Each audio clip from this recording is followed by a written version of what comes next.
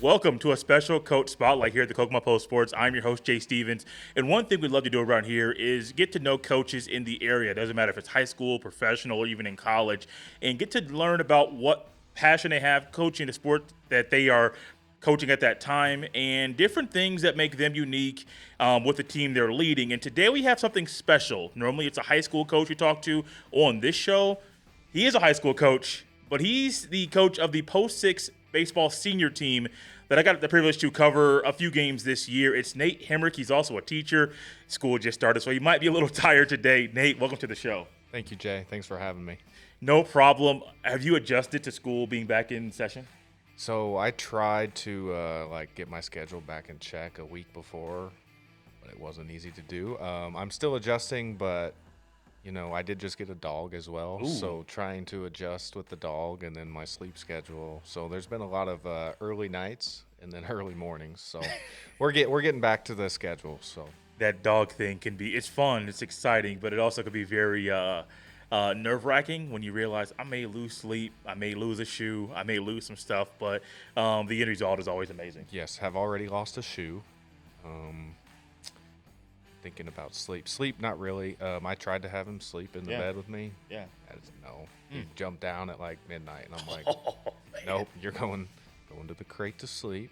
Okay, so he has a pretty good schedule, but me, I'm trying to get myself back on that schedule. So you played baseball at Kokomo High School, Yes. where you graduated it from. You played baseball at Earlham College as well, graduated from there. And then now you're leading the Post 6 team that I doubt many people know about. What is it about Post 6 that you enjoy while you're leading that baseball team? So I was fortunate enough to play for Don Andrews in 2018 for the summer. And growing up, my father had actually Post 6, American Legion Baseball was like the first travel. It was like the first travel leagues, and it was the only thing available. So it used to be really popular in like the 70s and the 80s. And my dad knew everything about it because that's what he played. So he was like, hey, you should do this. It's a great opportunity. And I was like, oh, I don't think there's a lot of misconceptions around the Legion baseball that, the competition isn't very good. It's not travel. You're not getting those top end guys. Well, that's not the case at all. Our schedule, we play around 30 games. I love that it's mainly 80% at home at Highland Park, so the travel is reduced, but we do travel. I also like that my guys for the 19U team are all older, right? So being able to bridge that gap from school ball to some of them going to college to play and just offering them little tips that could mean something when they get to college is like what I love to do. Because with the 19-year-olds, it's not really like coaching the fundamentals as much as it is more game management. Yeah. Stuff like, when do I bring the infield in? Or on a first and third situation, are we throwing through? Or are we cutting it? Or are we not throwing it at all? Like that and bunt coverages and just managing the game. So, yeah, that's what I enjoy. I also enjoy that it's all the kids in Howard County and even Cass County and even a little bit farther. Because we can pull from even kids in Carroll County as well. Okay. Or Clinton County, one of those two. But yeah, it's fun to see them come together. Yeah. As the season progresses, because that first game is always it's so awkward because they don't all necessarily know each other. Like they've heard of each other, right? Because they're around the same area, but they don't all know each other. So they're just trying to get the nerves out. Yeah, I love it. I think it's the best option in terms of travel ball in the area for those who have graduated and go into college to play, or even progressively a 17U season, which is the junior to senior year. What makes it the best option for travel ball? So first of all is cost, right? Yeah. It's a fourth of the cost of a traditional travel program. And we even offer opportunities for them to get that cost covered with sponsorships. We give every kid raffle tickets to sell as well to just raise that money on their own as well. And then, like I said, the travel. We have beautiful Highland Park that we get to play at. We're so fortunate. So 80% of our games are at home. like people want to come to us to play. They are like, hey, well, you guys want to play next year? I'm like, yeah. And they're like, oh, we'll come to you guys because we like Highland Park, which is nice for our guys as well. We're not always on the road. Um, I think, and a lot of people don't know, the postseason of American Legion baseball is huge. The World Series will be, I believe, starting next week, and it's literally covered on ESPN. Oh wow. Yes. So the team from Indiana that won the state tournament this year was Rockport. Okay. So they're in Carroll Stream, Illinois, right now playing. They lost yesterday to Midland, Michigan, who Okay. is like a powerhouse. They Okay. are traditionally a Great Lakes regional team that goes to the World Series. Yeah. But even just like that opportunity to like move on and play in that big of an event is fantastic. That's insane. So we all know about the traditional route of travel baseball. Learning about Post Six even before this conversation, this year seeing the stadium for the very first time, and then seeing the collection of talent on the team. How do you guys go about trying to build a team to be more competitive next year? So yes, one of my favorite things is actually like reaching out to the kids and recruiting them. It kind of makes me feel like I'm a college coach in a way, right? So reaching out and trying to get those best kids, but also the right kids, right? Right. Because you don't want a bunch of knuckleheads on your team. Mm-hmm. But yeah, just reaching out, getting them their 2 tryouts. Once they get 2 tryouts, they realize, oh, this is going to be fantastic, and then you just keep talking it up, right? And then they actually get to play in the summer. And I've had so many kids. This is only my second year coaching. This was my first year as the head coach. I've had numerous kids come up to me and be like, this was the most fun I've ever had playing baseball. And I'm like, yeah, we literally, your only real expectations from me is you have to show up and be there, right? Because Right. they all know how to play baseball, and they're all very good baseball players. It's how well do you mesh? You can't mesh well if you don't show up. So you mentioned Highland Park, the stadium that Post 16 plays in. You had the privilege of playing there your freshman year of high school when you played at Kokomo, and then you made the downtown stadium that became Kokomo Wildcats their home stadium. What was it like playing at CFD Investment Stadium your freshman year? So we actually hosted the sectional too my freshman year at Highland Park. Wow. So that was a lot of fun. So believe it or not, there used to be double-decker bleachers. I heard about that. On the visitors side, and I will tell you what, for that sectional, it was packed. It's more of a, I would say, traditional baseball field, right? You have the grass, you have the smells with the concession stand right there, you have the grill, that's blowing onto the field. You have the short porch in right field, which is iconic. Everybody knows, oh, that we're going to Kokomo. Well, they got a short fence, so let's put all our lefties in the lineup today. So yeah. That's something that when I first saw the stadium, and then I got to talk to people that played there, Dean Hockney being one of them. I think Troy Beachy played in the stadium too. This is decades ago. But just hearing the excitement in their voice when they were talking about playing in that stadium that's so iconic. Even a quick Google search, you'll realize that's a former minor league baseball stadium back to the 50s, which is when it was originally built. I doubt most people in Kokomo know that's even there.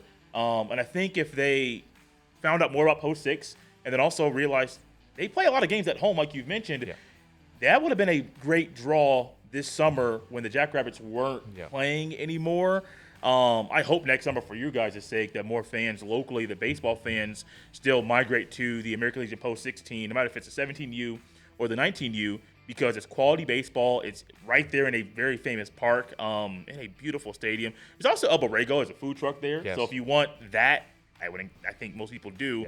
You can bring that in there as well. You can also buy a hat, as I'm a big hat guy, as you guys know. So there's a lot of stuff going on with this team, but we haven't touched on how people can be a part of it. Outside of you recruiting them, is there a tryout process? Yes, so we actually had our first round of tryouts last weekend. And then there will be another tryout August 31st. We just put them through a traditional tryout, kind of like a pro-style tryout where they'll run, they'll hit, they'll throw a bullpen if they pitch, just so we can see. For me, I generally know like who's going to be there, and then you'll always get like a couple surprises in there. but that's why you have to try out, right? It's open to anybody and it's free to try out. Like we don't charge like some of the travel organizations do. And that's what I love is that like just kids from the community in Kokomo, even Cass County, from all the schools in Kokomo and Howard County, they can all come together and try out if they're interested. So Um, I lost my train of thought. So when it comes to the tryouts, you said it's free. That's my thought. Is it? I'm assuming it's at Highland Park yes, Stadium. yes, it is. It's at Highland Park. Like I said, we'll have another round of tryouts August 31st for those who couldn't make it. I already have a couple who have reached out and Okay. said we'd love to come and try out. I already have a pretty good idea of my roster, Okay. right? Still waiting on a couple kids to fully commit for the next summer. And then, of course, you always have a couple kids who either they play multiple sports and Yeah. something happens, or, oh, hey, coach, maybe I want to work in the summer because I'm need money for college or something like that. So you always have stuff come up. So if you're interested, come try out. Let's say there's somebody that wants to try out. They're about to be a senior in high school, but they also have plans to play in college. And the college coach has some things that they want that athlete to follow leading into their freshman year. Are you guys able to accommodate the college coach's wishes while them still playing for Post 6? Yes. So I would say that I'm very flexible in Yeah. terms of that. I've had kids like I'll use Isaac Flamino as an example. That's what I was thinking of. His he was having a little bit of arm soreness, so I just completely said, "Hey, you're just not going to throw because you have a whole college career ahead of you. I'm not going to risk anything. Like you're still good enough to play the field and hit." So that's what we did. I mean, we won 16 games last summer, and the Howard County Player of the Year pitched 1 inning. So That's crazy. yeah. That is so crazy. But it's also, I think, comforting for maybe a mom or a dad watching this where they're thinking, well, my youngster wants to go play in college, but the coach is trying to prepare him for the next level. And he says, hey, follow these rules, knowing that he can follow those rules and still play baseball in the summer at a very beautiful stadium. I didn't plan on doing this, but you also coach tennis. Yes. Is it difficult coaching multiple sports while you're teaching? So Not the same season, but there's still two different sports. Yes. So in the fall, so when I initially started teaching, so this will be my 3rd year teaching. When I initially started, tennis was my first coaching experience, Really? right? And I'm out there with Sean Flannery at Eastern High School. He was actually my tennis coach when I played at Kokomo, so that's part of the reason why I'm out there. It is difficult, but Sean does a great job with being more flexible with me because he knows that I have a 30-minute drive out there. I don't mind the late nights, personally. I'd rather stay busy instead of just sitting at home on the couch watching a TV show. Yeah. So I actually enjoy trying to stay busy. I do take the winters off, Okay. but I keep the book for Kokomo and I keep stats and whatever they need help with. And in terms of that, I supervise the middle school athletic events, so basketball, and I get to see my kids out there that I have in class playing, and they love seeing Mr. Hemmerich at the games, and that's just something I really enjoy. So I am typically always have something going on. I'm just way busier in the spring and summer than. You definitely are. Do you have dreams of being a head tennis coach or a head baseball coach at the high school level? I would love, yes, that I would absolutely love to do either one. So if an opportunity arose, the right opportunity, right? Like I've had some opportunities that I could leave Kokomo and go, but I tell people all the time, they're like, well, why don't you leave Kokomo? And I'm like, well, I love my community. This is me partially giving back to them, right? Like as the Post 6 head coach, I don't get paid in the summer. I'm a volunteer strictly, right? So I'm giving my time to these kids to play at Highland Park and giving it to them and for our community, right? They have an opportunity to be on ESPN if we're good enough, right? How cool would it be for the team from Kokomo, Indiana to go to North Carolina and watch those kids play on TV? It's crazy to think about that because I remember when I first started to date my wife, where I came up to Kokomo, got to know part of the town, and get to know the sports scene, I got to know about the Bobcats. Bobcats and Jackrabbits around the same time period. And, well, Jackrabbits first and then the Bobcats. But I realized people here, it's a close knit community, and they love their sports. Yes. And I saw, I think it was a spring before we got married, went to Banker's Life in Indianapolis when Kokomo went to state. I remember that scene. I remember that vision. We had pretty good seats, but I remember seeing just the scene of Wildcat fans. And then I remember, as I talk about this, a week before they went to Michigan City, my wife and I went up there for both games that day. It was cold, it was snowy getting up there, but look out there. It's a 6,000 seat gym, and half of it is people from Kokomo that went up there. They didn't care about the weather and the ice on the ground. They went up there and drove and stayed for both games. I'm like, this place is fun to be in. Yes. I love high school basketball. I love high school sports in general. But seeing the community drive that far, spend the entire day, some even probably drove back, which is, I think, about a 2.5-hour drive. They didn't care, man. It's just supporting the town. And I hope for your sake and for the players that you're coaching that one day you're able to lead them to that World Series. And because I know there'll be people from here that will be like, let's go. Let's take a little trip and watch them play. Yeah. No, I was fortunate enough. So growing up, Kokomo basketball went to state, I believe, 2011, 2012 when they had DJ Ballantyne, the all-time leading scorer at Evansville. So growing up, I wanted to be DJ, right? Yeah. Like you just idolize those people because I was like a 10-year-old kid at the time. Like the Kokomo high school athletes that's who you wanted to be. And then my senior year of high school, the football team actually got to go to Luke Soil and play in the state finals. Oh, wow. So there's a picture of me floating around out there with my shirt off, and Luke Cameron's, who coaches at Alabama football now, his number's on my chest. It's just one of my good buddies. So there's a picture floating around somewhere out there of it. Be careful. We might try and find that Yes. and put it in like an overlay on this part of the show. But Post 6 baseball is fun. We're about to wrap this thing up. And I really encourage everybody, if you haven't been to Highland Park to see the baseball stadium, you're able to drive by even if they're not playing. I literally did it a couple days ago and see how beautiful the stadium is. It's a former minor league baseball park. You don't get to see the whole double-decker stands that he was talking about. They took that down. But it is beautiful, and it's worth it. The high school team still plays there. It's kind of like their secondary or their third home stadium. Yeah, it's kind of more of like a backup when the stadium is taken.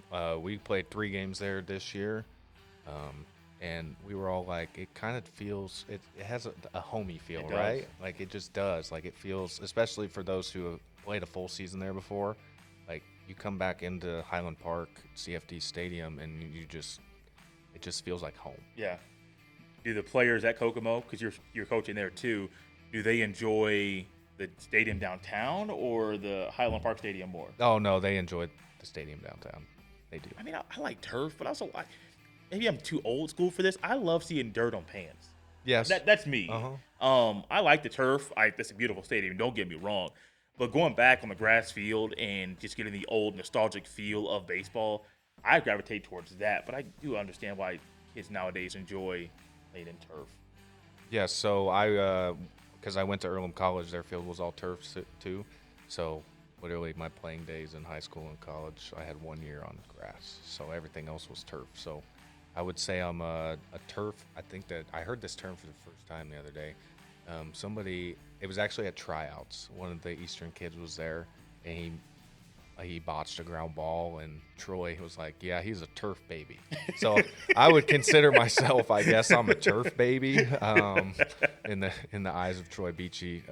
He was our junior coach last year. He's going to be helping me with the senior team this year. Okay. His son Trey's on the team as well. Nice. Good for them.